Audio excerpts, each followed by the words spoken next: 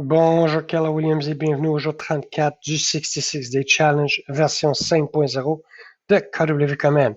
Alors aujourd'hui, nous allons poursuivre notre formation avec DocuSign, naturellement, pour voir comment on prépare les documents, les enveloppes pour effectuer le processus de signature.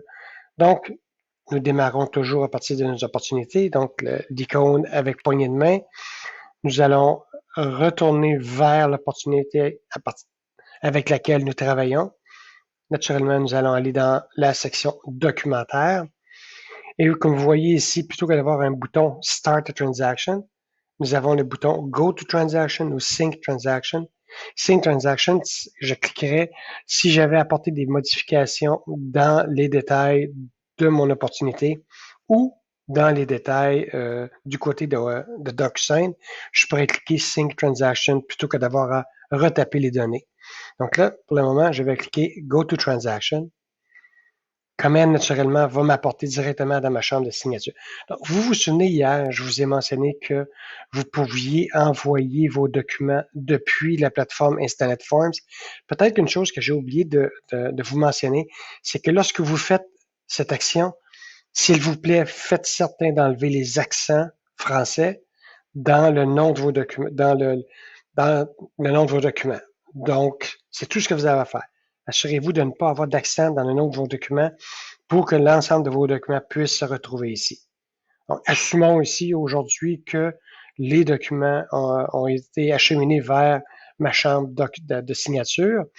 Et naturellement, ici, ce que je peux faire, je peux dire, je vais sélectionner le contrat de courtage résidentiel. Voilà. Et je vais cliquer sur l'icône ici, Create Envelope. Donc, c'est le crayon en haut. Donc, en cliquant sur cette icône-là, Command va préparer l'enveloppe pour le processus de signature. Première des choses à faire, c'est de changer le nom de l'enveloppe. On va utiliser 1, 2, 3, Main Street, Donald Duck, peu importe le nom que vous utilisez. Assurez-vous d'avoir un nom euh, qui va identifier votre chambre de façon adéquate. Maintenant, voici mon document que j'ai choisi. Zut, j'ai oublié un document, pas de problème. Je peux en choisir plus ici, donc, ce soit le next financement, déclaration du vendeur. Donc, disons, déclaration du vendeur, je vais la rajouter. Je pourrais aussi aller chercher un document sur un Dropbox, un Google Drive, OneDrive, ou bien l'uploader à partir de mon ordinateur. Je pourrais aussi utiliser ce que j'appelle un template. Malheureusement, au Québec et dans l'ensemble du Canada, les market centers n'ont pas encore commencé à utiliser cette approche. Le template nous permet ce qui doit être fait, c'est qu'un market center envoie à DocuSign un formulaire pour lui dire que nous allons créer un template à partir de ce formulaire-là. Donc, de créer une librairie dans notre compte du market center DocuSign. À partir de ce moment-là, on pourrait créer un template. Un template, c'est quoi? C'est un modèle qui va nous éviter de glisser et déposer les signatures, les paraphes dans chacun des documents, et ce, à chaque fois. Si j'ai un contrat de courtage, je pourrais dire à DocuSign, utilise le modèle contrat de courtage, et à ce moment-là, les acheteurs, les vendeurs, etc., la signature du courtier, tout va être déjà prédéterminé. Mais on ne le fait pas présentement. Donc ici, je vais ajouter des signataires. Si j'utilisais un template, j'aurais une autre option qui apparaîtrait ici qui s'appellerait Pre-tagged Roles. Donc, vendeur 1, vendeur 2, courtier. Si je suis dans une promesse d'achat, ça pourrait être acheteur 1, acheteur 2, courtier, vendeur 1, vendeur 1, vendeur 2, etc. Donc, j'aurai toutes les pre-tagged roles. Pour l'instant, je vais y aller avec Room Participants. Alors, j'ai Gilles, le courtier qui est moi-même, Donald Duck qui est le vendeur, marié avec Barbara qui est la deuxième. Alors, voilà, le nom des trois personnes sont apparus. Ici, ce que je dois faire, c'est d'établir l'ordre dans lequel les signataires ou les signatures devront se faire. Donc, 1, je me mets moi. 2, je vais mettre Donald. Et 3, je vais mettre Barbara.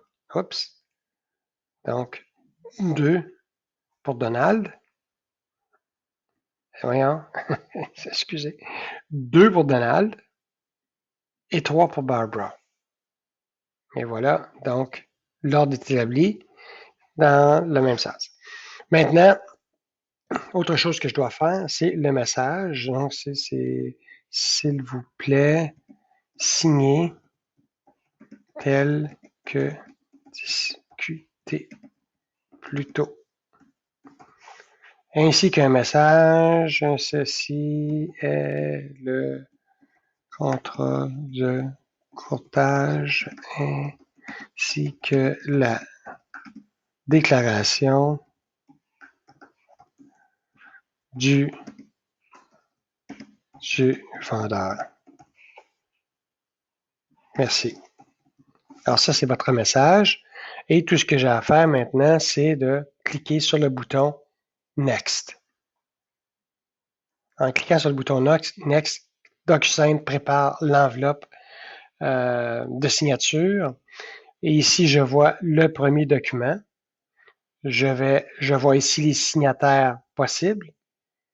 Donc, Gilles, je vais glisser en bas. Donc, naturellement, ça, c'est un formulaire spécimen. Donc, ici, l'agence de courtier, je pourrais dire signature de l'agence du courtier ici. Et je vais mettre une date ici. Ici, naturellement, les autres espaces auront été pré-remplis lorsque vous avez créé vos formulaires sur Instanet Forms ou Web Forms. Maintenant, je veux dire, OK, je vais Donald Duck. Maintenant, Donald Duck, ça va être, disons, signature ici. Et voilà, avec sa date à lui. Et maintenant, je vais choisir Barbara. Et Barbara, disons, signature serait ici. Et sa date de signature serait ici. Et on pourrait avoir même un exemple. Je pourrais avoir une paraphe ici, ainsi que du nom des autres. Donc, une paraphe pour chacun des individus. Donc, vous voyez le principe ici, c'est de glisser-déposer les conteneurs qui vont permettre aux signataires d'apposer leur signature ou leur paraphe. On fait ça pour chacun des endroits, chacun des documents. Lorsque c'est fait, je peux même faire un aperçu du destinataire.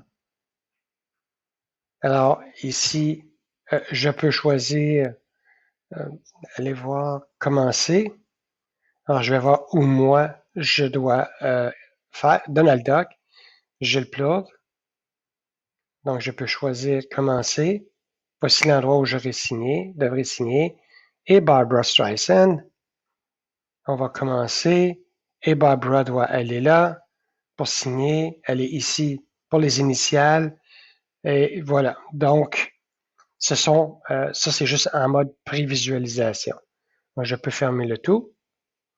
Maintenant, je vais cliquer Envoyer. Envoi en cours. Et voilà. Donc, j'ai mes documents ici. Donc, needs my signature. Rappelez-vous, j'étais le premier. Naturellement, j'ai reçu un courriel qui m'invite à signer, mais je peux signer directement à partir de DocuSign. Je vais cliquer Signer, Sign. Continuer. Commencer. Signer. Terminer. Et du moment où moi j'ai terminé, signer. Et voilà, j'ai signé en cliquant dans la boîte. Terminé. Alors, si à ce moment-là, DocuSign ferme l'enveloppe autour de cette signature, on peut voir ici Waiting for Others. Donc, là, j'attends après Donald Duck et Barbara. Lorsque eux auront signé, à ce moment-là, le document sera montré comme étant complété à signer. Alors voilà, c'est ce que je voulais vous montrer pour aujourd'hui. C'est un petit survol de DocuSign. J'espère que cela vous sera utile et je vous souhaite une excellente journée. À plus.